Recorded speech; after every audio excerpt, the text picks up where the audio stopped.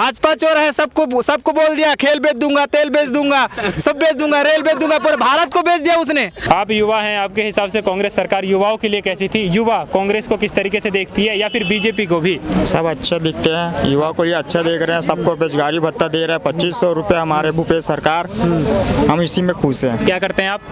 मैं पढ़ाई करता हूँ। पढ़ाई करते हैं? हाँ। कहाँ पे? भिलाई में। भिलाई। क्या पढ़ते हैं आप? मैं कोर्स कॉलेज है। कॉलेज में कौन सा कोर्स करते हैं आप? बीए। बीए। तो क्या लग रहा है, आप बीए के स्टूडेंट है, बीए के स्टूडेंट को राजनीति बहुत अच्छे से समझ में आ जाती है, तो यहाँ का पॉलिटिकल इश्यूज यानी कि कमियाँ जो है आप क्या क्या देख पाते हैं कि हाँ हमारे जो विधानसभा क्षेत्र है उसमें क्या क्या काम होना चाहिए जो नहीं हो पाया अभी? यहाँ पे रोड बनना चाहिए, हाँ। लाइट लगना चाहिए रोड पे, और क्या है, बस यही है हमारे किसान।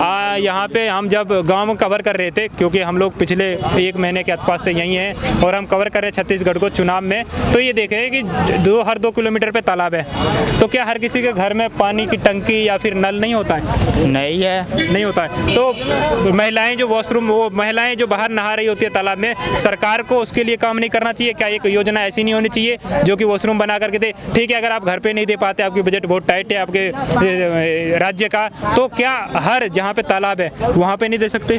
बनाना चाहिए, वहाँ पर बनाना चाहिए। कमियाँ है ना? कमी है।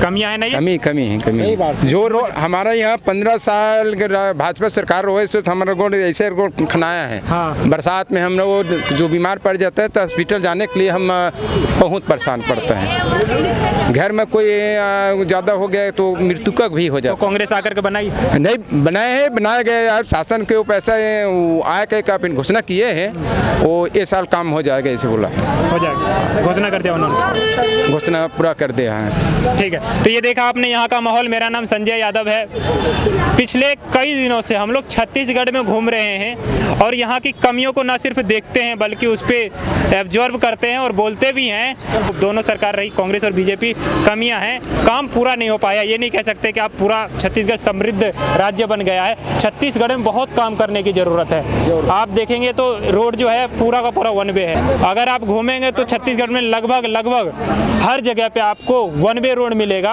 और इस पे बिना हेलमेट के लोग चल रहे होते हैं। ठीक है, अगर आप रोड में डिवाइडर नहीं बना सकते, कम से कम स्ट्रीट लाइट तो लगाइए। आपको स्ट्रीट लाइट देखने को नहीं मिलेगा। आप जानते ही हैं कि रोड में अगर स्ट्रीट लाइट ना हो तो कितनी दुर्घटनाएं हो सकती हैं। ना सिर्फ दुर्घटनाएं बल्कि रेप जैसे घटनाएं हो जाती हैं। बेकार असामाजिक तत्व के लोग हैं वो इसका फायदा उठाते हैं। सरकार के पास बजट ठीक ठाक होता है। पूरे 23 साल सरकार रही, कम से कम 23 बार विधानसभा में, छत्तीसगढ़ की विधानसभा में बजट पेश हुआ होगा। उस बजट में क्या आता है? क्या ये जो नॉर्मल इशूज हैं, पहला तो शिक्षा, यहाँ पे पढ़ाई के लिए बहुत ज़्यादा दिक्कतें हैं, बच्चे पढ़ेंगे नहीं, विकास होगा नहीं। दूसरा, हेल्थ सेक्टर को आप अगर समझेंगे तो लगभग जो इंडिया का हाल है छत्तीसगढ़ का भी वही हाल है। जो हमने अभी इतने दिनों में ऑब्जर्व किया हम वो बता रहे हैं। स्ट्रीट लाइट नहीं है, रोड में डिवाइडर नहीं है। अगर डिवाइडर नहीं है तो दूसरी बात यह है कि जब रोड खत्म होता है तो वहाँ एक डिवाइडर होता है, वो भी नहीं है। और आप जाएंगे, जब बहुत गाँव में जाएंगे तो आपको पता चलेगा कि रोड तो है लेकिन वो कच्ची रोड है,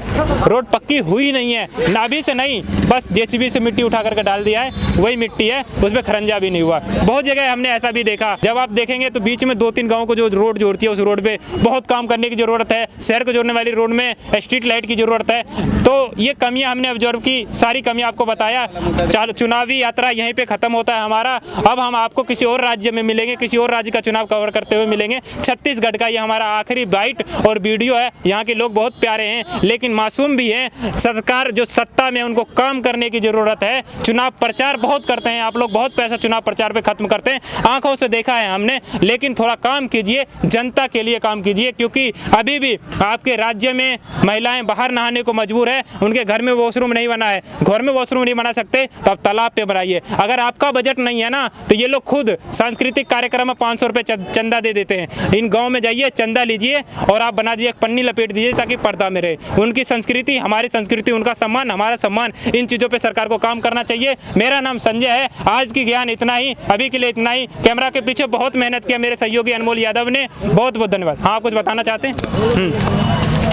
मेरा नाम राजेश जांगड़े है। हाँ। और मैं यहाँ नवागढ़ विधानसभा का गांव का रहने वाला हूँ। और मैं इन लोगों से ये कहना चाहता हूँ कि यहाँ पे देखा जाए तो मूलभूत का जो सुविधा है, जैसे गांव में होता है पानी, बिजली, सड़क का, ये सब सुविधा आज तक न बीजेपी शासन में हुआ न कांग्रेस शासन में बिल्कुल ठीक हुआ। और यहाँ पे देखा जाए तो शिक्षा और स्वास्थ्य का पूर्ण रूप से यहाँ पे मतलब मान के चलो पूर्ण रूप से ध्वस्त हो चुका है। न तो यहाँ पे शिक्षा पे लगाम है, न तो स्वास्थ्य का।